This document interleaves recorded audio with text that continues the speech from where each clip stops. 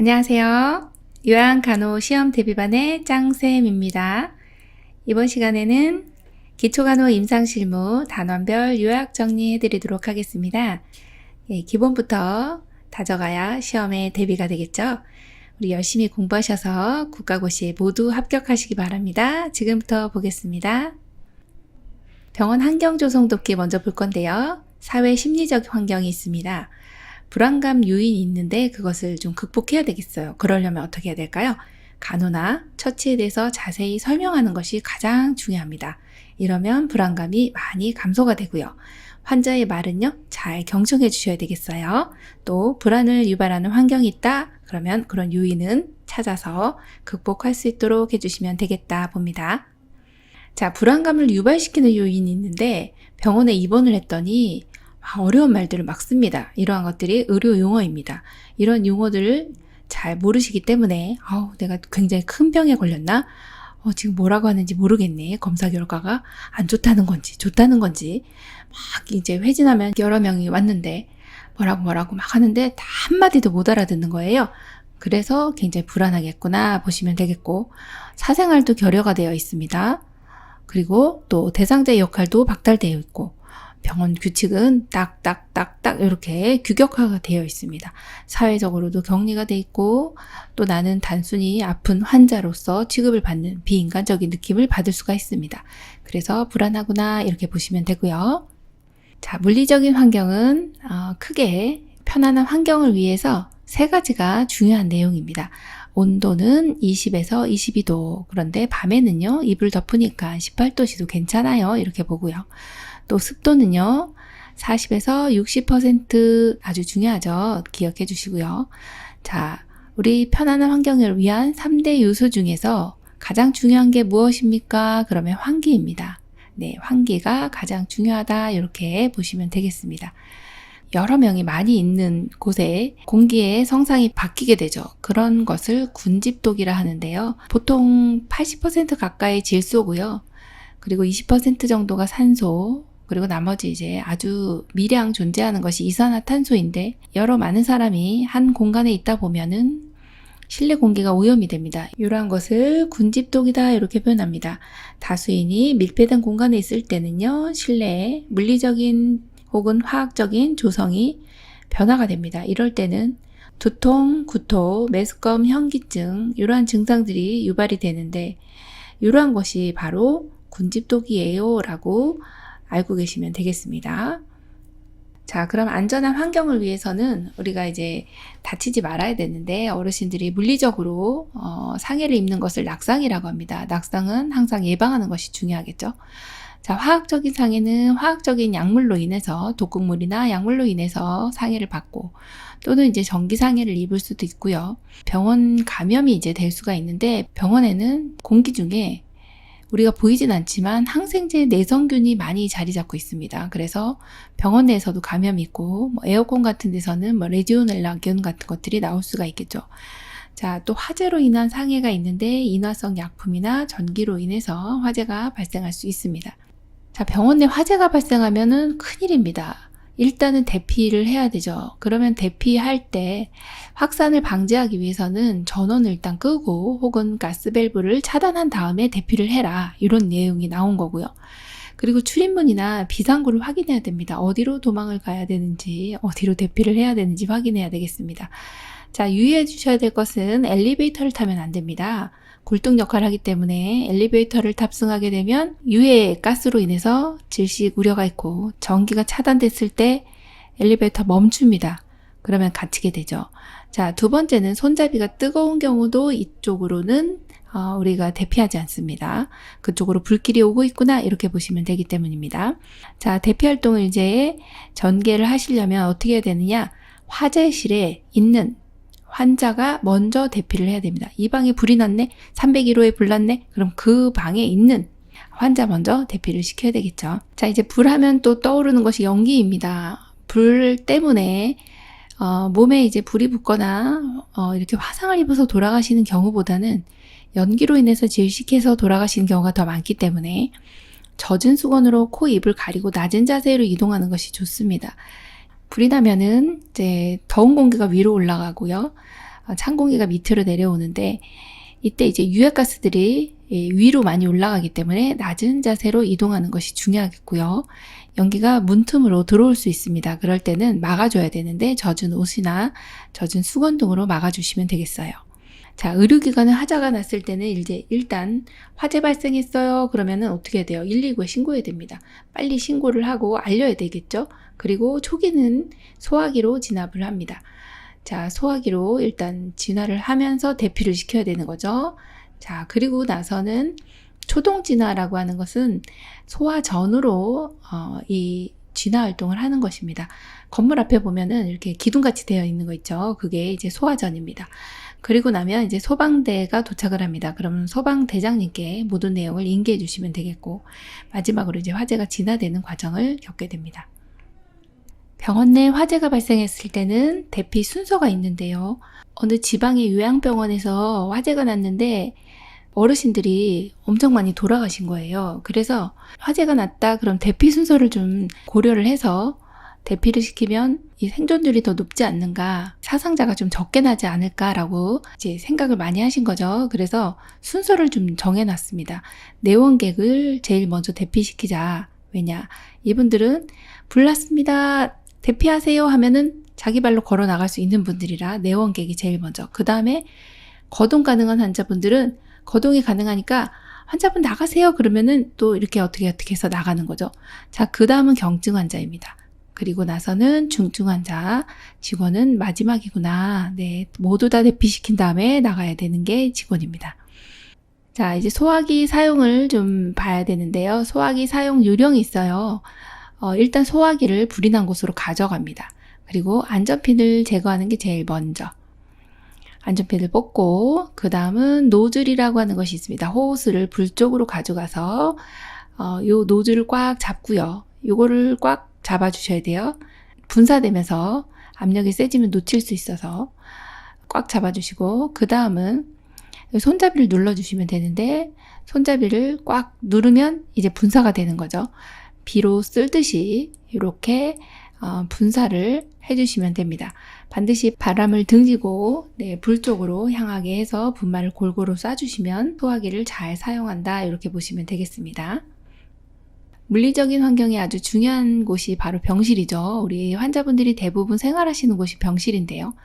이 그림에서 보는 것처럼 1번은 복도고요. 그 다음에 2번은 입원실, 또 세 번째 나와 있는 것이 이제 간호사실하고 치료실입니다. 자, 마지막 이제 린넨실이나 가구 이런 것들이 있을 수 있는데, 이러한 것이 이제 청결한 환경을 유지해야 대상자가 치료를 잘 받을 수 있겠죠. 또 하나는 물품에 관한 내용입니다. 유리나 알루미늄, 에나멜 등을 어떻게 관리를 해야 될까요? 라고 하는 내용인데요. 이때는 단백질이라고 하는 것은 내 몸에서 나오는 것이고요. 대부분은 피나 점액, 어떤 체액들, 이런 것들이 바로 이제 단백질로 이루어져 있어요. 단백질은 찬물로 한 다음에 더운 비눗물로 해야 깨끗하게 잘 씻어집니다. 또 하나, 과산화수소는 응혈된 혈계를 제거하는데 아주 효과가 좋습니다. 응혈된 혈계라고 하면 이제 피떡이라고 보시면 되고요. 요 과산화수소의 이 성분은 H2O가 물이잖아요. 요게 산소 분자가 하나 더 있어요. 그래서 과산, 산소가 더 과하네. 이 수소 분자 2개에 산소 분자 2개라서 산소가 많이 있기 때문에 이렇게 그림에서 보는 것처럼 소독을 하거나 혈계를 제거할 때 거품이 이렇게 보글보글 이렇게 올라오는, 이렇게 거품 올라오는 약은 뭐냐 그러면 과산화수소구나, H2O2 많이 사용을 하죠. 응혈된 혈계에 굉장히 효과가 좋구나 보시면 되겠습니다. 자, 그리고 고무는 어떻게 관리하면 될까요? 고무도 역시 뭔가 묻었을 때는 찬물로 얼른 제거를 해주시고 찬물로 닦고 더운 비눗물로 닦아주시면 됩니다. 그리고 특히 이제 시험에는 응달에서 건조시켜야 된다, 이런 부분이 많이 나오고요. 또 접어서 보관하면은 요게가 꺾이거든요. 그래서 둥근 막대기에 걸어서 보관한다, 이렇게 보시면 됩니다. 마지막으로 거즈나 솜은 어떻게 처리를 해야 될까요? 수술했어요. 그러면은 배액들이 나오고 그럼 꺼드를 많이 사용을 하게 됩니다. 그리고 주사 맞으면 솜을, 알코올솜 같은 솜을 많이 사용을 하는데 이러한 것들은 다 일반 의료 폐기물이다 이렇게 보시면 됩니다. 일반 의료 폐기물은 아래 사진에 보시면요. 의료 폐기물 수거함이라고 되어 있는 곳에 반드시 버려주셔야 되고요. 요런 폐기물 수거함의 그림을 보시면 여기 지금 노란색으로 도형이 되어 있죠. 상자형은 노란색으로 되어 있습니다. 그래서 거기에다 반드시 처리를 해주셔야 되고 여기 왼쪽에 보이는 여기 이 통은요. 손상성 폐기물이에요. 주사 바늘이라든지 칼 같은 거는 여기다 버리는 거고요. 지금 나와 있는 거즈나 솜은 일반 의료 폐기물이기 때문에 여기에 보이는 상자형 여기다가 버려주시면 되겠습니다. 자, 의료 물품 관리 한번 해볼 건데요. 물품 관리의 의의에 대해서 보겠습니다. 물품을 왜 관리해야 되나요? 물품 관리는 물품의 원활한 지원을 위해서 하는 내용이에요. 효율적으로 활용을 하기 위해서 물품 관리를 하게 됩니다. 자, 이 목표는요. 구매나 처분을 일괄적인 구매 처분 과정을 통제하기 위함이죠. 또 하나는 구매 기능을 일원화하고 물가 소모에 대해서 표준화시키기 위한 것이 바로 물품 관리 목표고요. 아주 또 중요한 내용은요. 재고를 최소화해야 됩니다. 네, 왜 그럴까요? 낭비가 있으면 안 되기 때문에 그렇습니다. 자, 물품을 많이 가지고 있으면 낭비가 되는 거예요. 많이 쓰면 또 낭비가 되는 거죠. 그래서 너무 많이 쓰면 좀 억제를 해줘야 되죠. 그런 것들이 바로 이제 낭비 억제를 하기 위함이다. 이렇게 보시면 되고 또 물품 공급 업체와의 접촉 창구를 일원화하기 위해서 물품 관리를 한다. 이렇게 보시면 되고 물품을 청구했을 때는 즉시 불출하는 것이 원칙입니다. 또 정기적인 재고 조사라든지 적정 기준량을 유지하기 위해서 물품을 관리한다. 이렇게 보시면 되겠습니다. 자, 이제 재고도 관리를 해야 되는데요. 해마다 혹은 단위 기간별로 재고 관리를 하게 됩니다. 재고라고 하는 것은 경제적 가치를 지닌 유휴 자원이다. 이렇게 보시면 돼요. 유휴라는 것은 쉬고 있네 이겁니다. 네, 유휴 자원인데요. 넓은 의미의 재고라는 것을 의미합니다. 만약에 재고가 불충분해요. 그러면요. 진료가 원활하지 않아요. 주사기 그런데 없습니다. 내일 옵니다. 이러면 안 되는 거잖아요. 네, 엉덩이 주사 맞아야 되는데 오늘 맞고 가세요 했는데 오늘 주사기 없으니까 내일 모레 오세요. 이럴 수는 없는 거잖아요. 그리고 과다한 재고는 수익성에 악영향을 미치게 됩니다. 입대원 간호에 대해서 살펴보겠습니다. 입원하면 환자 간호를 먼저 어떻게 해야 될까요? 입원할 때요. 입원 수속을 해야 되겠죠. 원무과에서 하게 됩니다. 입원 수속하고 오세요. 그러면 우리는요. 입원 생활 안내를 해주는 거죠. 병동의 구조나 회진, 침대 사용, 병원 물품, 간호사 호출기 등 이런 것들을 설명을 해주게 됩니다. 입원하시게 되면 이제 원무과에서 입원 수속을 하게 되죠. 그리고 간호사실에 올라오셔서 입원하시면 어떠한 치료가 진행이 될 거고 어떠한 검사가 진행이 되고 어떠한 수술이 진행이 됩니다. 이러한 내용들을 상세하게 알려주시게 되죠. 자, 그리고 간호사실 옆에 혹은 뒤에는 이렇게 처치실이 같이 이렇게 있습니다. 이러한 처치실도 있다라고 알려주시면 되고 회진도 하게 되는데 회진은 보통 몇 시에 하게 된다? 담당 주치 선생님은 누구다? 이런 것들을 알려주셔야 되겠고 자, 그 다음에 간호사 호출기가 있는데요. 간호사 호출기는 여기 왼쪽에 보이는 요 호출기는 여기 버튼이 있어요. 마이크를 여기서 이렇게 이야기를 하면은 여기 스피커로 통화를 하게 되는 거죠. 간단하게 되어 있는데 요 버튼만 누르면 간호사실하고 이야기를 할 수 있고 끝났네요. 그러면 이렇게 취소 버튼 눌러주시면 됩니다.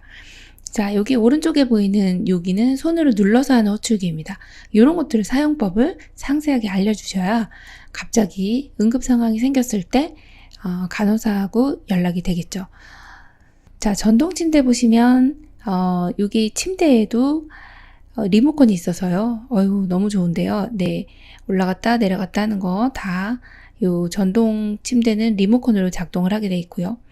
수동 침대 같은 경우가 또 예전에 많이 사용하는데 지금은 뭐 전동 침대가 많습니다. 여기 아래쪽에 보시면 크랭크 손잡이가 있습니다. 이 손잡이 사용법도 알려주시면 좋겠죠. 오른쪽에 있는 것은 머리 쪽, 왼쪽에 있는 것은 다리 쪽을 움직이게 하는 것이고요.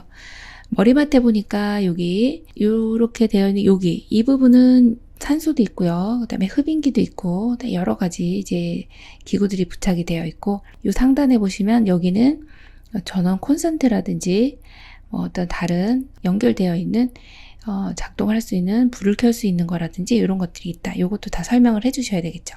자, 이제 입퇴원 간호를 하실 때 입원 환자는 일단 오시면 병실을 안내해 주셔야 돼요. 몇 호실인지 또 환자복으로 갈아입으셔야 됩니다. 설명해 주셔야 되고 또 이제 입원했을 때 상태를 제일 잘 알 수 있는 것이 체중이랑 신장이죠. 요거는 반드시 기록을 해 주셔야 되고요. 기중품은 보호자에게 맡겨 주셔야 되고 자, 가지고 온 약물도 있습니다. 이럴 때는 일단은 복용을 하지 마시고요. 잠깐만 기다리시면 안내해 드리겠습니다 하고 이제 보고를 해주시면 적절한 조치를 취할 수가 있습니다. 자, 입원 환자에 대한 간호를 이제 해야 되는데 환자 입원은 이제 간호 직원들이 가장 먼저 알게 되거든요. 보통은 환자 입원을 또 나만 알고 있으면 안 돼요. 다른 직원에게 또 간호사에게 알려주셔야 됩니다. 자, 그리고 감염병 환자가 가지고 온 물품이 있는데 이런 것들은 어떻게 합니까? 예를 들어 결핵 환자가 들어왔네요. 코로나19 환자가 들어왔어요. 이럴 때는 그 물품은 고압증기 멸균액기에다가 넣어서 소독을 멸균을 하고 그 다음에 봉투에 넣어서 보관을 한다. 이 두 가지 내용을 같이 기억을 해주시면 되겠습니다. 자, 전동이라고 하는 과정이 또 있습니다. 환자를 같은 병원의 병동에서 다른 병동으로 옮기는 것을 돕는 것을 이제 전동이라고 하는데 이런 것을 이제 트랜스퍼다 이렇게 얘기합니다. 이 종류가 한 3가지 정도 되는데 과만 바꾸는 경우가 있어요. 그런 건 전과라고 하고요. 그리고 병동을 이동하는 경우가 있습니다. 이것을 전동이다 이렇게 이야기합니다. 그리고 다른 의료기관으로 가는 경우가 있습니다. 우리 병원은 산부인과밖에 없는데 내과를 가야 돼요. 그러면 병원을 이동시키죠. 그럴 때는 전원이다 이렇게 분류를 하고 있습니다. 대부분 이것을 통상 트랜스퍼다 이렇게 표현합니다. 자, 전동할 때 환자에 대한 간호를 보시면 중요한 내용이 있습니다. 전동은 반드시 의사의 처방이 있어야 되고요. 또 전동 병실을 확인해야 되는데 그 병실에다가 간호사실에 어느 시간에 가면 될까요? 라고 시간을 반드시 확인해야 되겠죠. 이거 기출 문제고요. 자, 환자에게도 알려주셔야 되고 설명도 반드시 해주셔야 됩니다. 지금 같은 경우는 이제 전동 보조요원들이 있어서 거기를 요청을 해주시면 보조요원들이 도와주게 됩니다. 자, 그리고 책임 간호사라고 하는 차지 너스에게 전화해서 알려주시고 침상도 정리해 주셔야 되겠고 전동을 하게 되는 경우는 모든 물품들을 이 환자가 사용하던 것들을 다 이제 가져가서 그쪽 이사하는 거나 마찬가지입니다. 네, 병동을 다 옮기는 거기 때문에 모든 짐, 또 약 이런 것들을 다 가져가서 거기에 이제 또 다른 병동에 입원을 하는 거기 때문에 지금 우리 침상은 정리를 해주시는 것이 맞습니다. 자, 미생물 전파를 예방해야 되기 때문에 또 다 처리한 후에는 반드시 손 씻기를 해주셔야 된다. 그렇게 기억을 해주시고요. 손 씻기는 30초 이상 올바른 손 씻기 6단계가 있습니다. 액상 비누로 손바닥과 손바닥, 그리고 손등과 손바닥, 또 깍지를 끼고, 또 손가락을 마주 잡고, 또 엄지손가락도 문질러 주셔야 되고 마지막은 이제 손가락에 반대편 손바닥 놓고 손톱 밑까지 깨끗하게 해주시는 것이 올바른 손 씻기 6단계라고 보시면 되겠습니다. 자, 전동시 주의사항이 있는데요. 환자 물품, 남은 약, 의무기록지, 차트까지 같이 다 해당 병동으로 모두 다 보내야 됩니다. 전시라는 이유나 환자 상태 등을 기록해서 같이 가져가 주시면 되겠습니다. 자, 태어날 때 환자 간호는요. 반드시 의사의 지시가 또 있어야 됩니다. 자, 병원에서 행해지는 모든 일들은요, 의사의 지시, 즉 오더가 있어야 행할 수가 있습니다. 모든 직원에게 또 알려주셔야 되고요. 자, 그리고 원무과로 예전에는 이제 퇴원 서류를 다 이제 보내줬는데 지금 같은 경우는 EMR 시스템이 많이 있어서 이제 전산으로 다 처리가 되는 경우가 많습니다. 자, 어쨌든 퇴원 수속을 진행하게 되고요. 퇴원 후에 이제 방문 일자를 알려주시고 장소도 알려주셔야 되겠죠. 집에서 하는 운동이나 투약법, 식이요법, 이상 증상 등을 교육해 주셔야 되겠네요. 자, 퇴원 후에는 반드시 외래 방문 일자 알려주셔야 돼요. 퇴원하고 나면 이제 팔로우업이다 하죠. 다시 상태를 재확인하는 그러한 과정을 팔로업이다 이렇게 얘기를 합니다. 팔로업 날짜 알려드릴게요. 뭐 그러면은 외래 방문 일자 OPD로 오셔야 돼요. Outpatient Department라고 해서요. OPD로 방문 일자를 알려주셔야 됩니다.